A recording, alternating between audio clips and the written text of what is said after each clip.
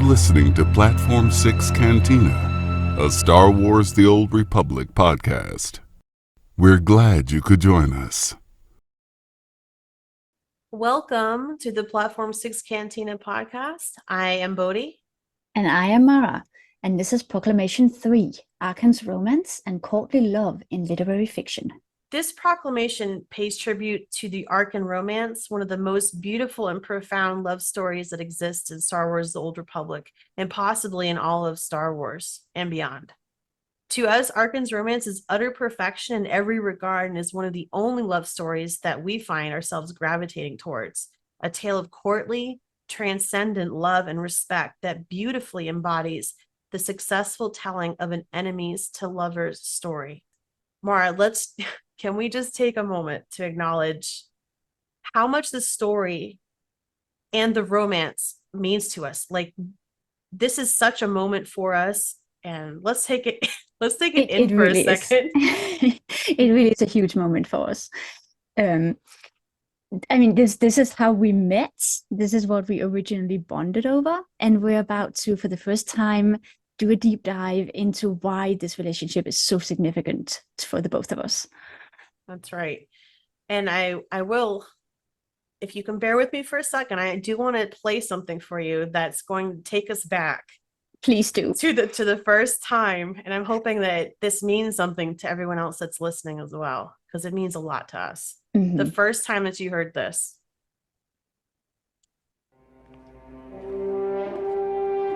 I never thought I would stand on Odessen as anything but a conqueror. So much has changed. What a great moment. What a great scene. Yeah, Unmasked Regret. Such a great scene. I think that scene is always going to be one of the most significant Arcann scenes to anybody who is a fan of his, because it was something that we waited for a really long time.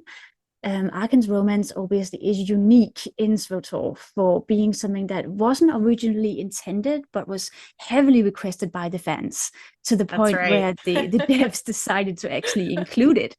And I think for both Bodhi and I, when we hear that music and that first line, the first thing that comes to my mind is just how I felt when it was first announced that it was actually happening, because we'd been waiting for so long.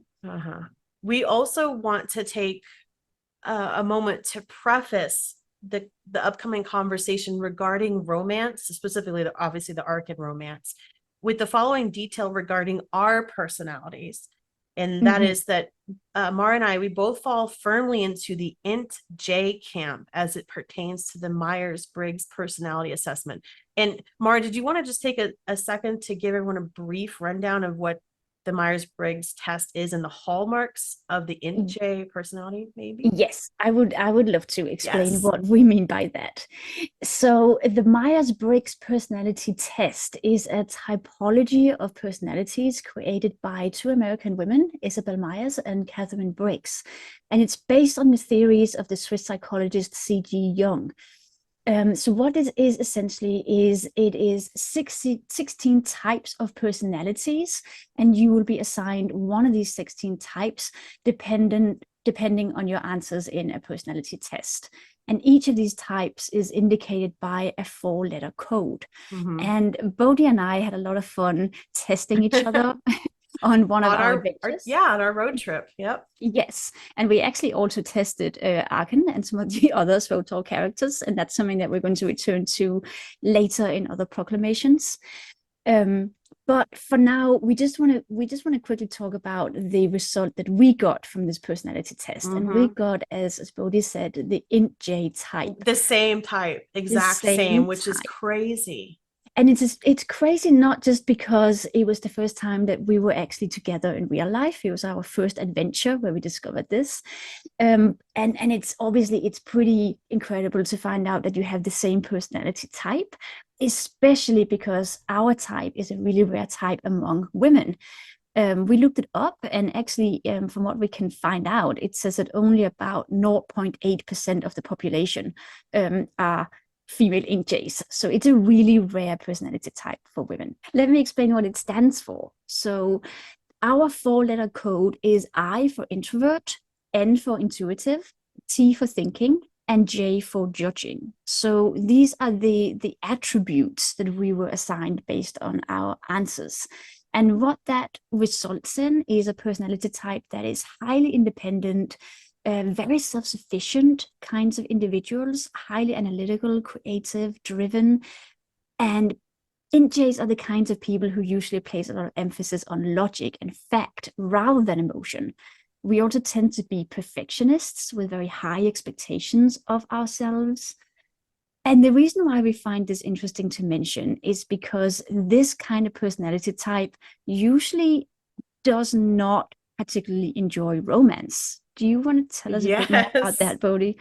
It's so very, very true that we do not usually gravitate towards romance or necessarily enjoy it. So here are some of the descriptive aspects of the INTJ personality as it pertains to romance, which is called also the architect, right? That's the name of our personality the architect type. Or the mastermind. There you go. Gosh. Not to toot our own horn, but we didn't make it up. That's what it says on the website. Right? Okay, so it says architects value depth, intelligence, and unmitigated honesty. For them, a relationship that isn't founded on these values simply isn't worth pursuing. This personality type isn't known for conventional shows of romance, such as sending flowers or writing mushy notes. Most architects spend more time thinking about love than expressing it, which is very interesting. But when they believe that a relationship has potential, architects are more than capable of giving it their all, even if that takes them out of their comfort zone. That's right. How accurate is that? When we first read that, we had a long conversation about how well that describes us. And it was kind of mind-blowing to us to see how well this personality type actually described us and how it can be used to explain the way that we relate to fiction.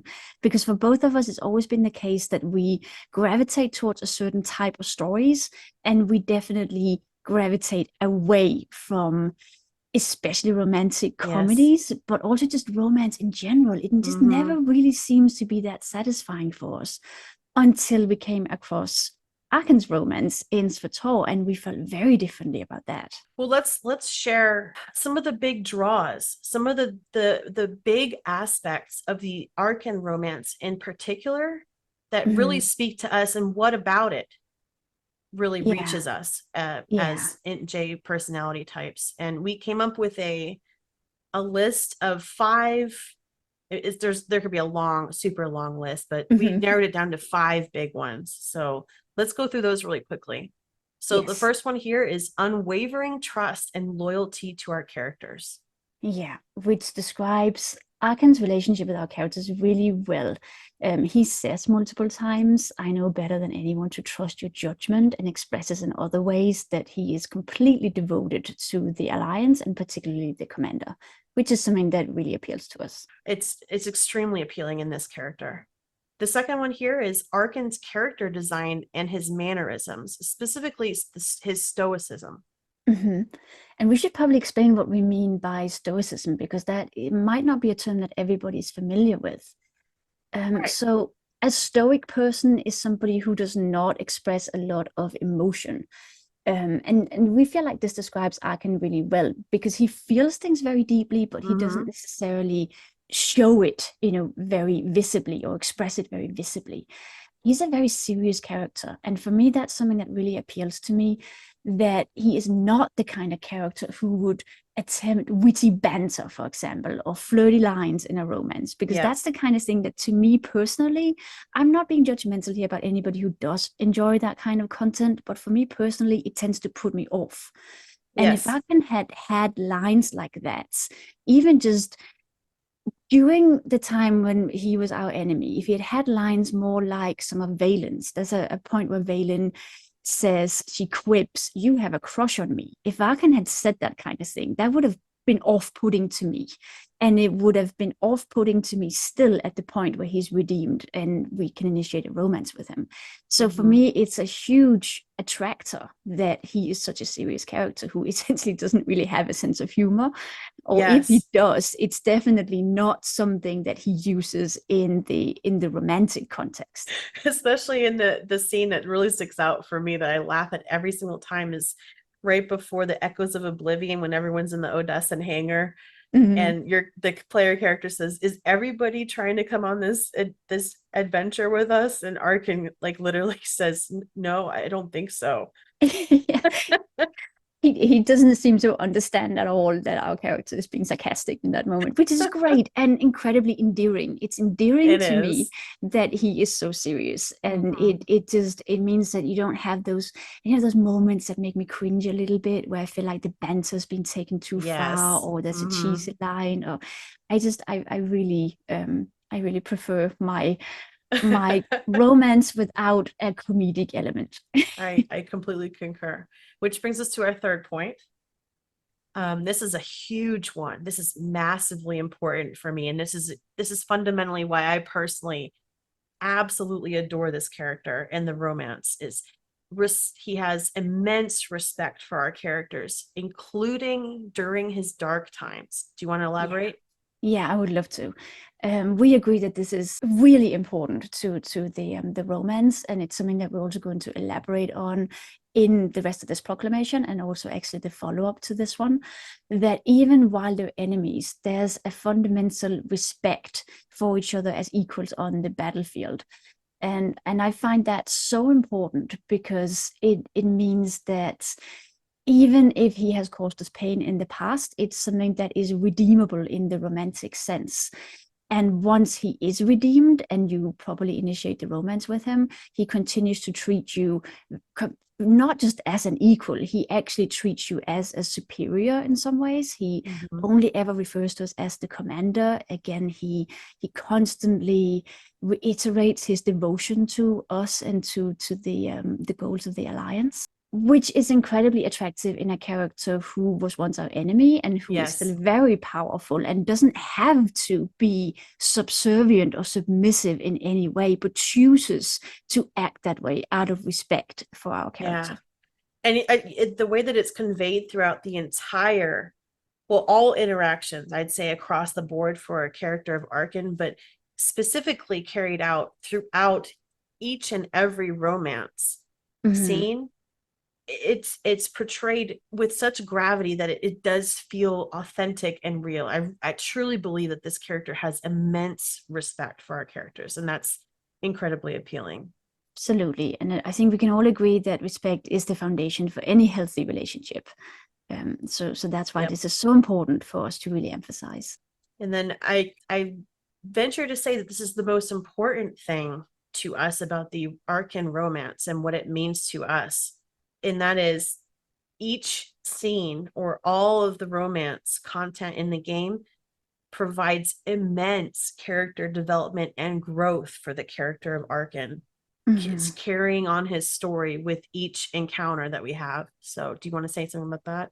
I do, because I find that pretty incredible, because if you add up the romance content that we get with Arcann, it's a total of about 5-6 minutes. 6 minutes, yeah. So it's not a lot of content, but for every one of those scenes, his character arc moves forwards. We learn something about him. There's growth in the relationship and to him as an individual. And it's especially impressive to me that the devs were able to do that, because this is a romance that was in a way tagged on, but it doesn't feel tagged on at any point. No, it doesn't. They literally, they knock this out of the park. This is pinnacle romance content, in my opinion.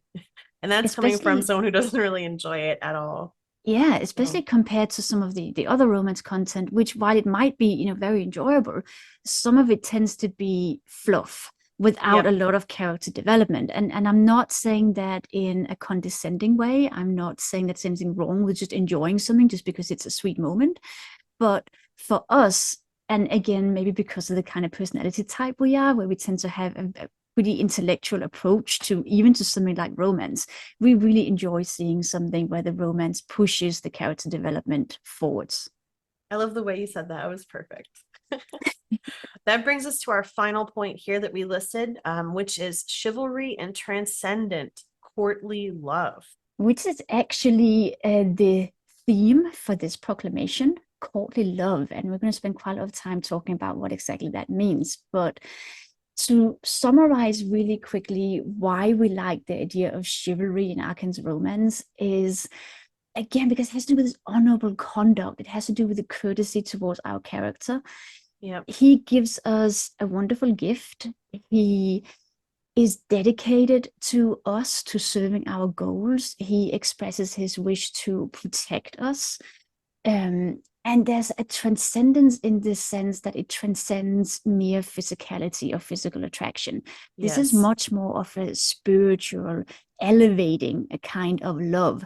And we find it significant that we never get a fade to black scene with Arcann, and we Yeah. actually barely get any flirt lines. And even the lines that are marked as flirt lines aren't really flirts. They're just marked that way to indicate to the player that if you go this route, you're going down the Yeah. romance route. Well, should I read that quote that I found right here? Because I think it fits perfectly right at this moment. Please do. It is as follows.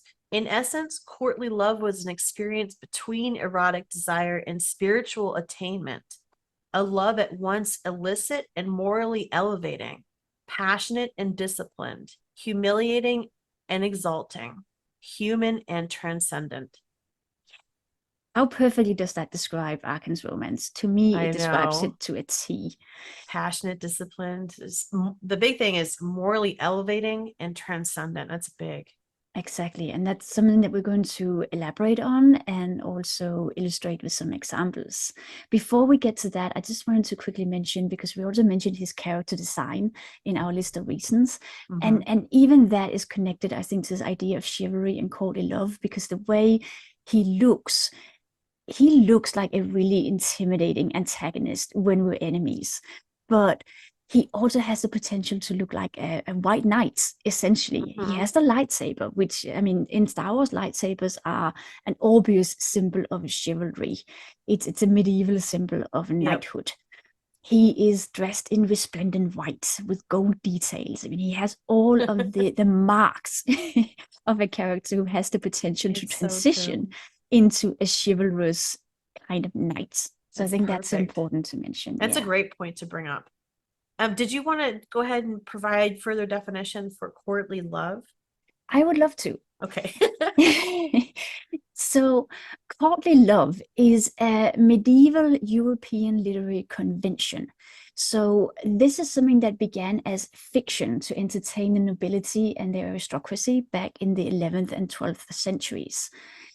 And it was expressed by troubadours in the Middle Ages through music and poetry, usually at court to entertain the nobles. And then it developed into more of a social practice where noble lords and ladies would start to actually act out these narratives that they had learned from fiction.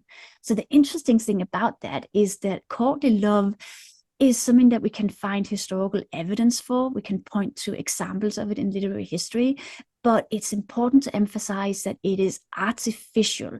It's a convention from literature. And then it gradually became something that people started to actually enact in real life.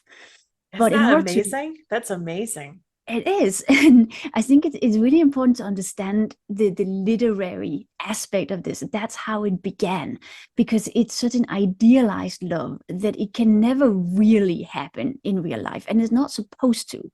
And again, it is transcendent and spiritual. It is actually not something that you're really meant to be able to fully achieve in reality. So it's called courtly love, of course, because, as I said, it took place among the nobles in the Middle Ages, and usually the plots, as described in poetry and music, would play out in a royal castle or court. So that's where the courtliness comes from.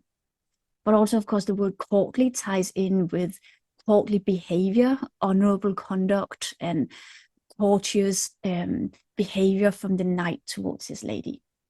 So usually what would happen in a courtly love narrative is that an honorable knight would worship a lady who was entirely out of his reach. She might even be married to somebody else. And that was okay. Yeah. Even though that sounds like an adulterous kind of relationship, which in some ways it was, in the Middle Ages, that was acceptable, because in the Middle Ages, marriage had nothing to do with love. Marriage was something you did for practical reasons. You had to marry somebody as a woman in order to have financial security. As a man, you had to marry somebody because you had to produce heirs. a lot of the time the marriage would be arranged specifically for the purpose of establishing a beneficial alliance between two houses or families. So love really didn't come into it at all. So courtly love was revolutionary because it actually gave women in the Middle Ages, especially, the opportunity to have something aside from the marriage, something that was a true ideal love that they could enjoy and just become, emotionally invested in, that had nothing to do with the more practical marriage. And the way that this would usually be acted out between the adoring knight and his lady love would be through longing glances and mutual obsessive pining, exchanging gifts and tokens of affection. And he would set out on a quest for his lady and dedicate his honorable acts and his battles to her honor. So I have a quote for that too. Yes, please give us the quote. The lover idolizer accepts the independence of his mistress and tries to make himself worthy of her by acting bravely and honorably or nobly, and by doing whatever deeds she might desire, subjecting himself to a series of tests or ordeals to prove to her his ardor and commitment. Yes, exactly. And it's very important to mention that he never expected to get anything in return for doing this for her. She was not supposed to ever actually accept him, even though he was wooing her in a sense through these knightly deeds. He didn't expect for her to ever to reciprocate, except for with the smallest hints and kind of shadows of affection. And even just the merest hint that she felt something towards him, which might be something like giving him a lock of her hair or her scarf to bring with him on a quest, would mean just everything to him. That would be massive for him. So the power dynamics of the courtly love relationship is very much that she is the mistress. She's the one in charge. And I say mistress not in the sense of an adulterous relationship, but in the sense that she's the one that he worships. And he is her faithful, devoted servant. So keeping in mind that this comes from the Middle Ages, it's empowering for the woman because she gets to actually be in charge of this relationship. But because they could never marry and because they could never be physical with each other, it's very important that they never actually consummated their love. The relationship always had an aspect of something secret to it. Not that they necessarily had to hide it from everybody, but they had to be constantly aware that it had to conform very rigidly to these specific rituals and conventions. It could never cross that line. And if it did cross a line and it became a physical relationship, it would have a massive and disastrous impact on the rest of society. And if anybody has ever heard of King Arthur and his knights, you probably also heard of the courtly love between Arthur's strongest knight, Sir Lancelot, and his Queen Guinevere. That's the most famous example of courtly love. And it's tragedy because in their case, it became, their love grew to be so overwhelming that it became too tempting. And they did end up taking it to a physical love affair. And when they did that, the entire kingdom suffered and actually fell apart as a result. So it's important to make it abundantly clear that the knight who is wooing the lady according to the conventions of courtly love places her above something that should technically be more important, like the king, for example, or even the safety of the realm. And he's supposed to do that. But if he missteps and he takes it too far, it has disastrous consequences. So I guess it's also plays into a little bit of the stuff that I have enjoyed in previous content or literature or media is the unresolved tension that exists between two characters. I think it fits nicely within this narrative. Absolutely. Especially when it actually is never resolved. Exactly. I love it the most, but and I think a lot of our listeners can probably relate to that. If you've ever enjoyed a love story anywhere, you probably recognize that the most exciting part of the love story is always the pursuit, when you have the unresolved tension. And once it's resolved and they end up in a committed relationship or even married, for most people, I think interest tends to dwindle a little bit. So it makes Yes. perfect sense what you just said, Bodhi, that what is so Mhm. attractive about the conventions of courtly love, and probably the main reason why we see this medieval literary trope repeated up until modern day stories, is because that is just so exciting for most people. Especially when it's done right. It's top-notch entertainment, as you can Absolutely. say.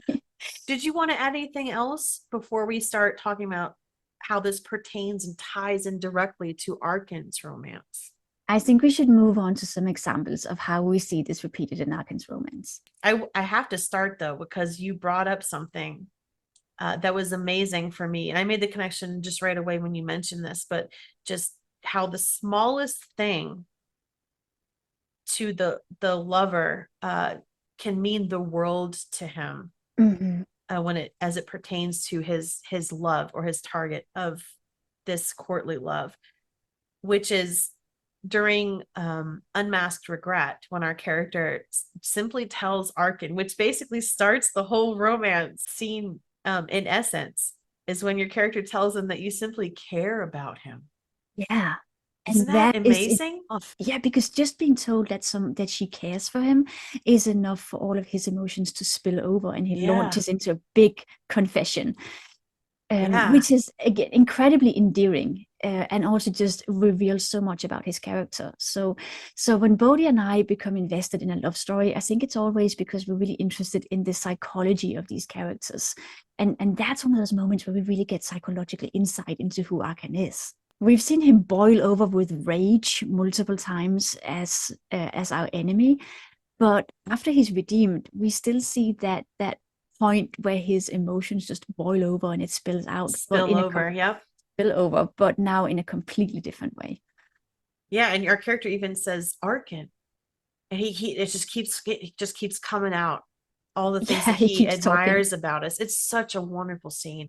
The whole scene is just It amazing. is.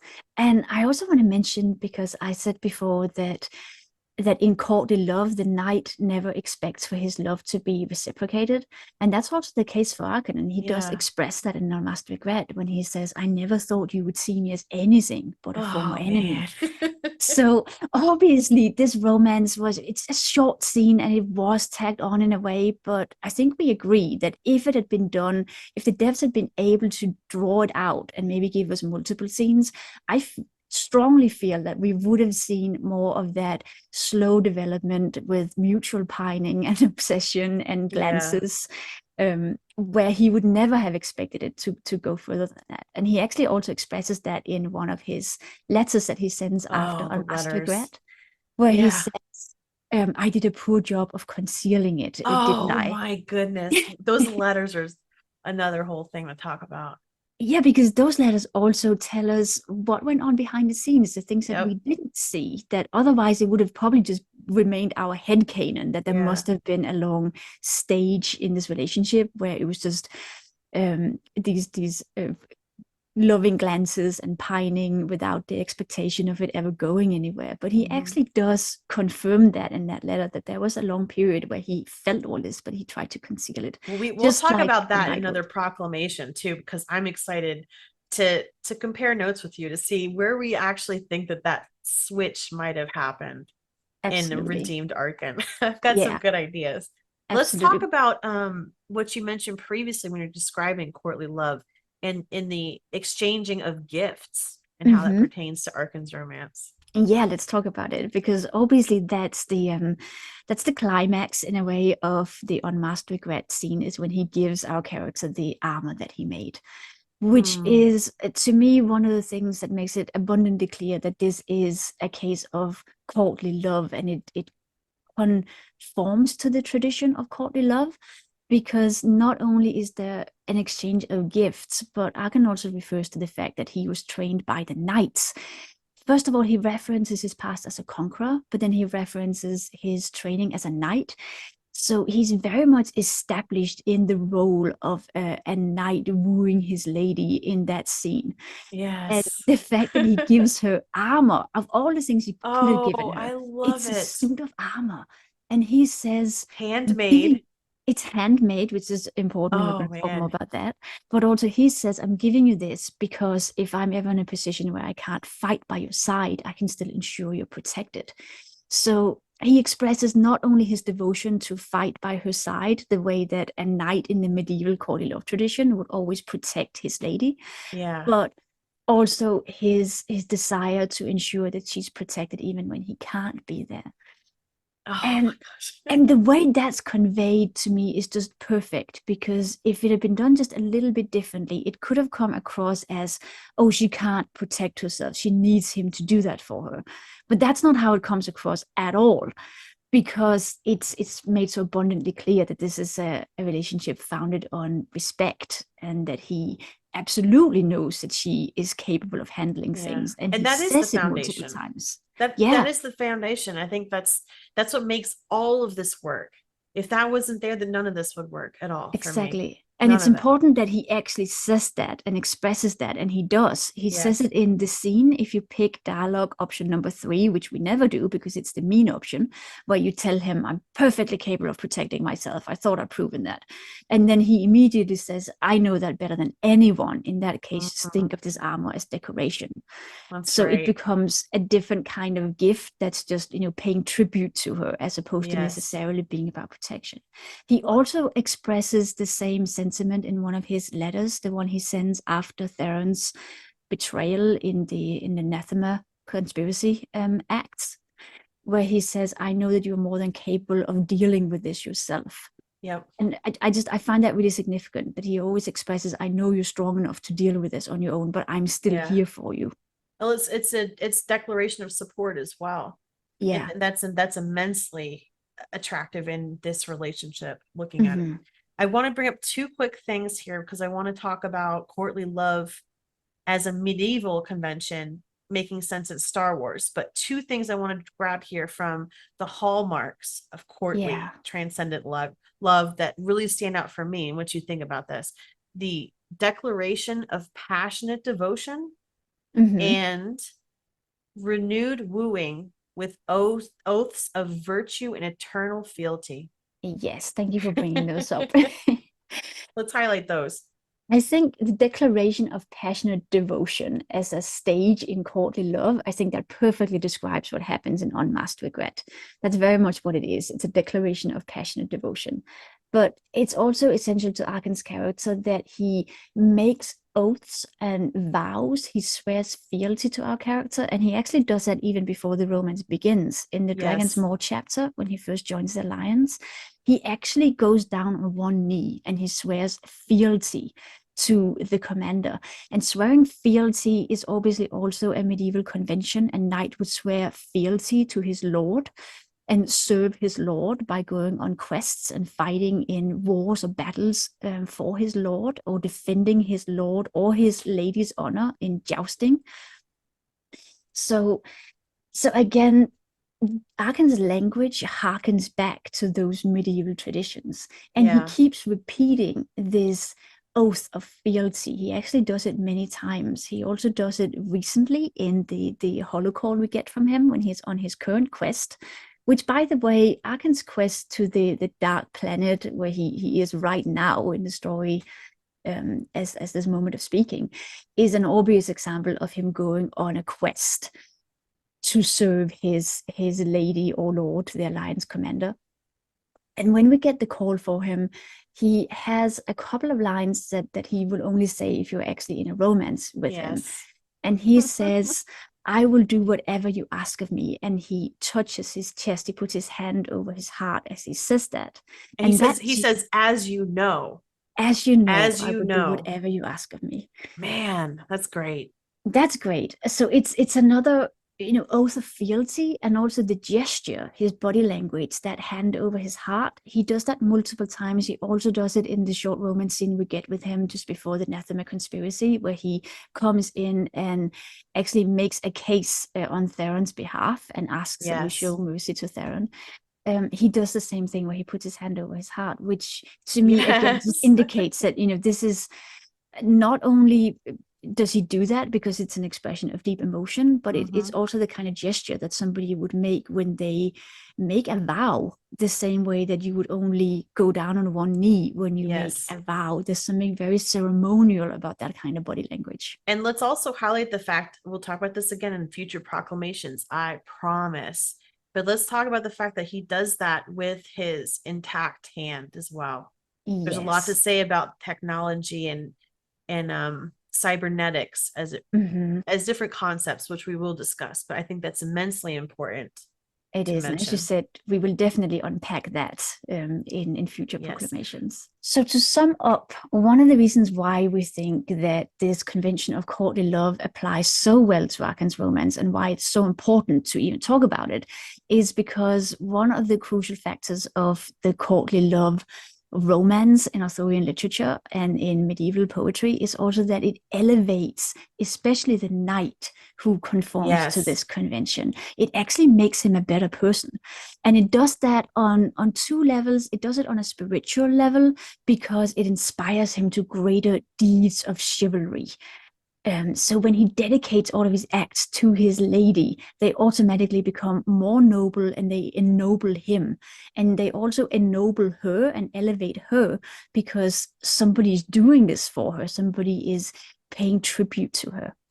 It also, in the Middle Ages, it also had a more practical function of actually making him a better person in a more mundane way, because he was supposed to take care of his appearance. Essentially, he was supposed to make sure that he was a worthy worshipper of this lady.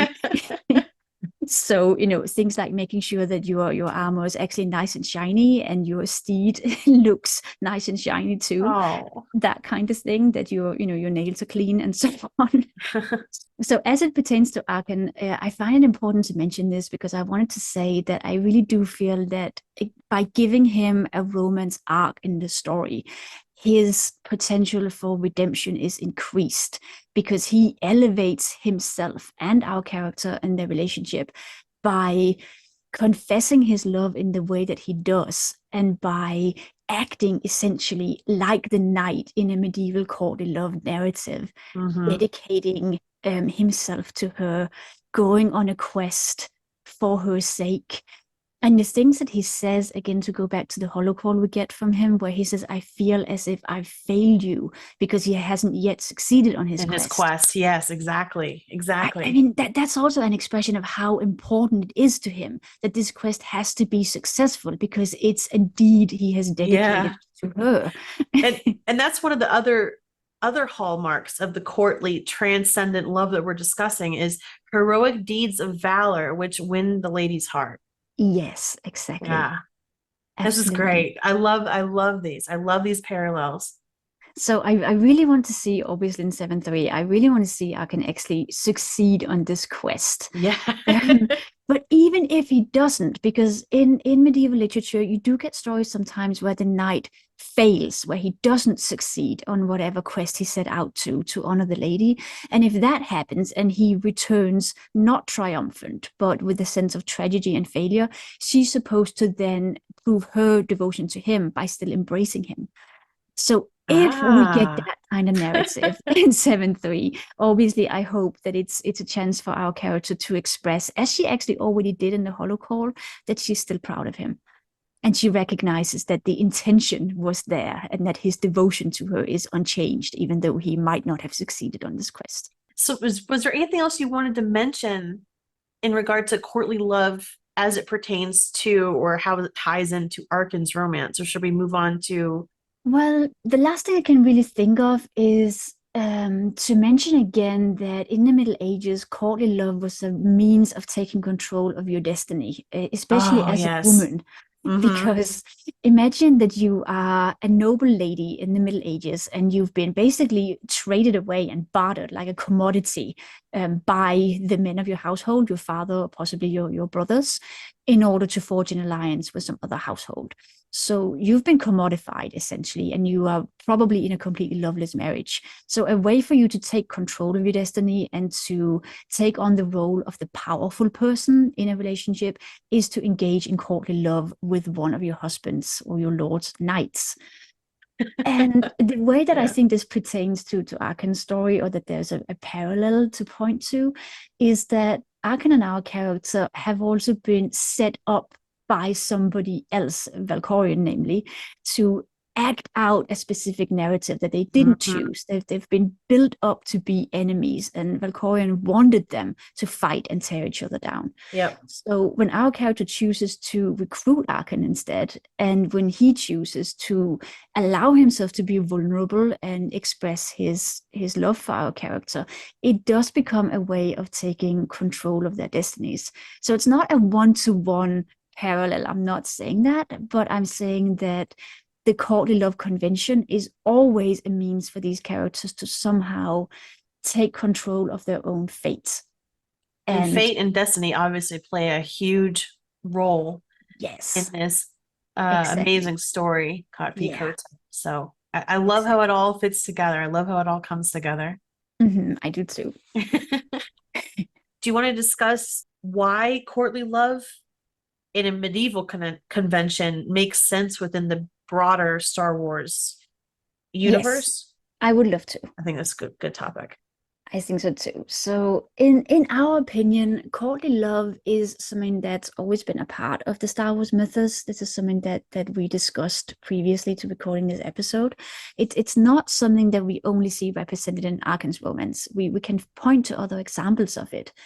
And probably the example that I think will stand out the most to most of our listeners is Anakin and Padme's love story. Yep. And in medieval literature, another story, I mentioned Lancelot and Guinevere before, but another fairly well-known story is the tragedy of Tristan and Isolde, who also share a courtly love. Isolde is married to Tristan's king, and his quest is actually to escort her to the marriage and protect her That's right. on her journey. Right. But of course, they fall in love on this journey, which of course they're not supposed to. So it's a story again of illicit love and mutual pining and obsession, and it ends in tragedy because of course they can never be together, and they do transgress and take it to a physical level. And Tristan becomes this lost wanderer in the wilderness. And in some versions of the story, Isolde is killed as a result, or she dies of grief. I think actually in the oldest original version of the story, she dies of grief, which of course is what Padme does. Yeah, that I was going to say, that's how Padme died. And if you think about it, Anakin is also tasked with the quest to protect and guard Padme. Yeah, he is. That's right. And they fall in love on this journey, and they're not supposed to. And what a great analogy. Yeah, I mean, there isn't a king. Obviously, it's not the case that Padme is engaged to somebody else, but we do have Obi-Wan as a father and brother figure who, is kind of taking on the role of the king, if we make an analogy here, because he's the one that Anakin is supposed to be devoted to. He's supposed to be devoted to what Obi-Wan and the Jedi Order stand for. It could also have to do with the fact that maybe she sees her job, senator, as being the... Absolutely. That's a great point. So they're both devoted to something bigger than themselves, something that has to do with society, which is absolutely a convention in courtly love. Again, the knight is supposed to be dedicated to his king, to his realm, but he places the lady above that. And if that's taken too far, the kingdom actually falls apart as a result, which is what happens in the story of Anakin and Padme. Clearly. And I think a lot of people think of Anakin and Padme's love story as not that good. I think people tend to remember some of the admittedly pretty cheesy lines in that story. How dare you talk about the prequels? I'm just kidding. I'm just kidding. I also know that some people, maybe from more of a feminist perspective, have a problem with Padme dying of grief. I think some people would, and I completely understand why, think, okay, this is kind of ridiculous. Does she really have to die from grief just because her relationship didn't work out? Can't she live for herself or maybe for her children? But if you view it through the lens of the courtly love convention, it actually makes sense that it can only end in absolute tragedy and death for these characters because they've transgressed and their world is falling apart as a result. So, it's also forbidden love, right? Because he's Jedi as well. Yeah, exactly. It goes back to that whole in the hallmarks of courtly transcendent love, again, endless adventures and subterfuges, avoiding detection. Yeah, exactly. And obviously that's how we can see that this is part of the Star Wars universe, because we have Jedi Knights. We already have knights who adhere to a chivalric code and who are just decked out in symbols that also, take us back to these medieval conventions, the lightsaber, obviously.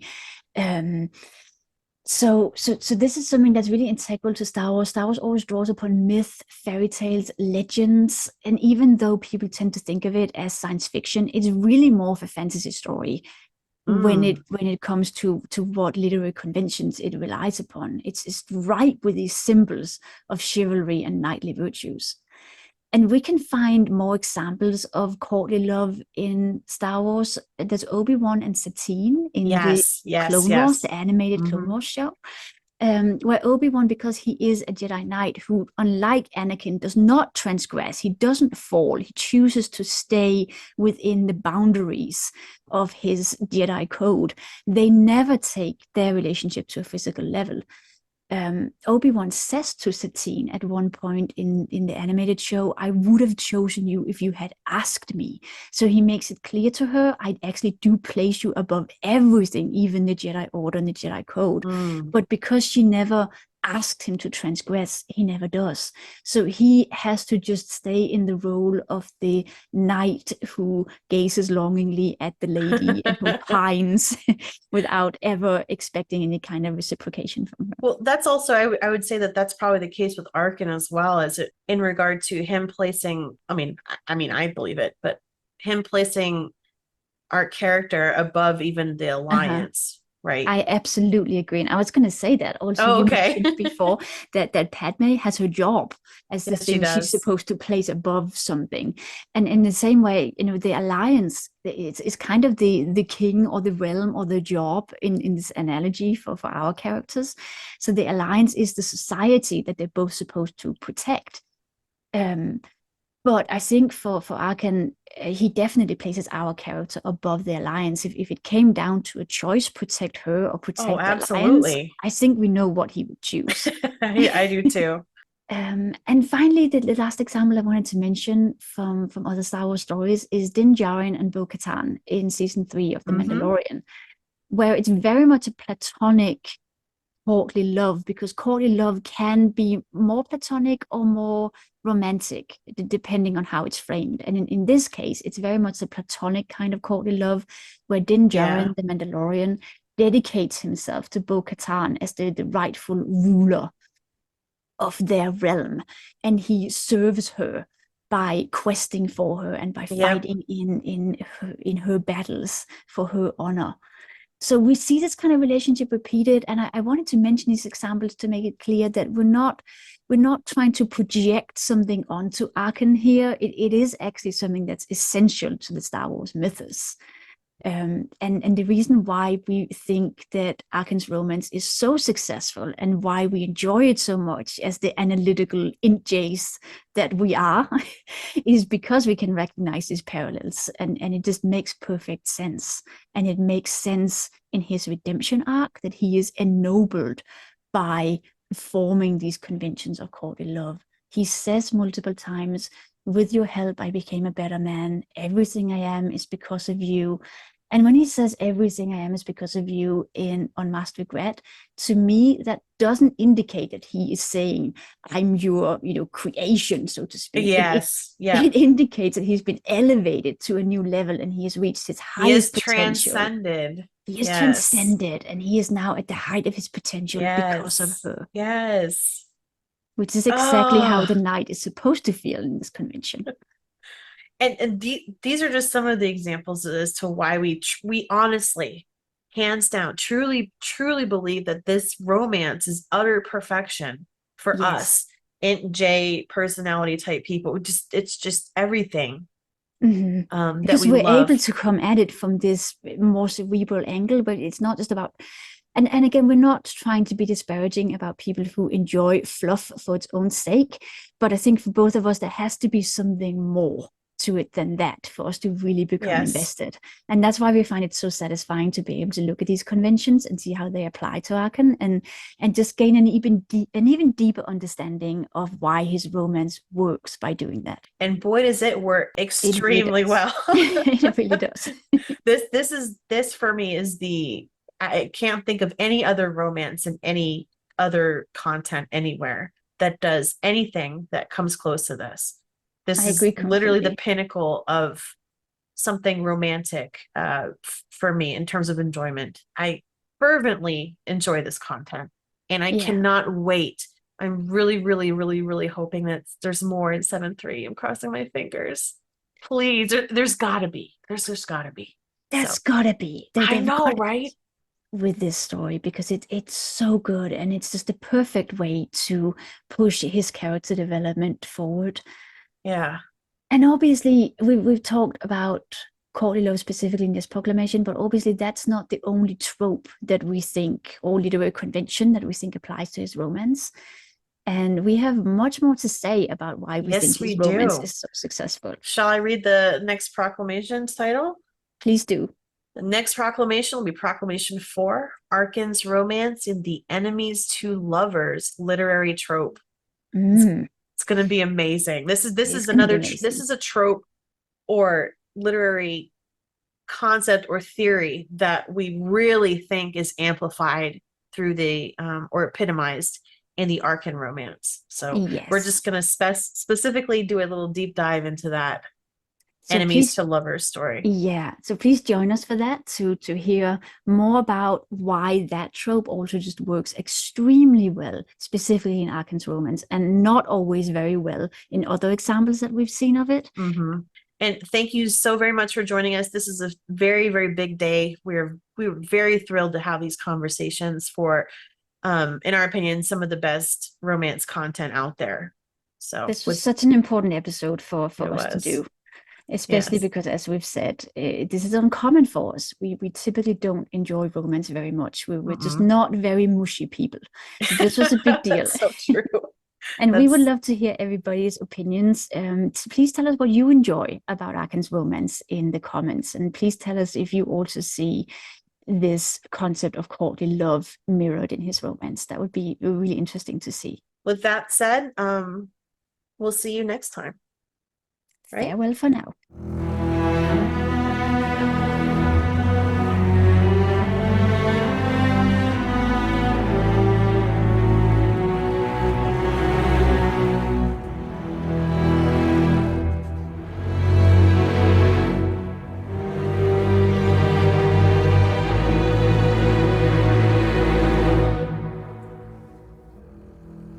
This concludes another episode of Platform 6 Cantina, a Star Wars The Old Republic podcast.